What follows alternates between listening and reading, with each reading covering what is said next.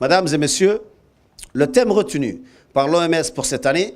dans le cadre de la Journée mondiale de la santé, s'intitule « La dépression, parlons-en ». marwooyin iyo mudanayaal halbeega sanadkan hay'adda caafimaadka adduunka ee OMS ay qaadatay ayaa waxa ay tahay niyadjabka amba murugada aan ka hadlayno waana qodobka naqoseeya aniga ka wasiir ahaan wasiirka caafimaadka iyo dhammaan shaqaalaha wasaaradda caafimaadka markaste waa inaan mutaysanaa inaan si gaar ah uga hadalno oo aan diiradda saarno niyadjabka amba murugada waa mid taabanaya bulshada caalamka oo dhan waxaana uu niyadjab ku yimaada qofka marka uu waayo qof qaali ku ahaa oo uu khalkhal galo amba stress ka qaado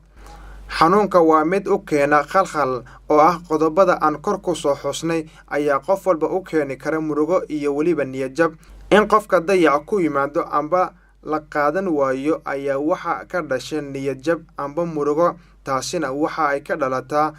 xanuunka oo marmarka qaarkood keena in qofku uu isdilo amba nafta iskaga gooyo niyadjabka awgii jamhuuriyadda Djibouti iyo dalalka kale ee caalamka ayaa waxa ka jira in qodobkaasi uu yahay mid aan marna laga hadal oo dadku ay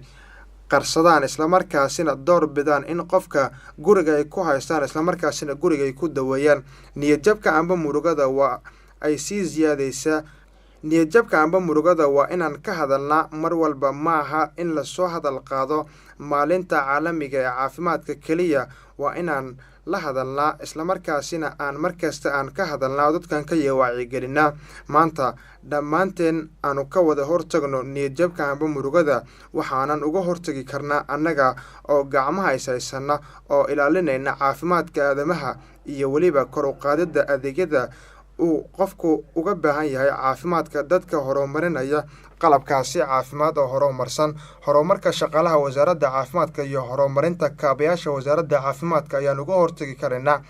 geesta kale markaan dhexdhexaadino shirka aan u yeelanayno bangiga adduunka waxaanu go'aamin doonaa in si wadajira aan u howlgelin doono taasi oo ku aadan wax walba oo quseeya maamulka dhinaceena dhinaca kale sidii aan uga sheegi lahayn in qof waliba oo reer Djibouti oo meesha uu doono ha joogo oo agaasime amba mobilkiisa amba computerkiisa waa inuu hela nidaam caafimadeed oo ku qasban kara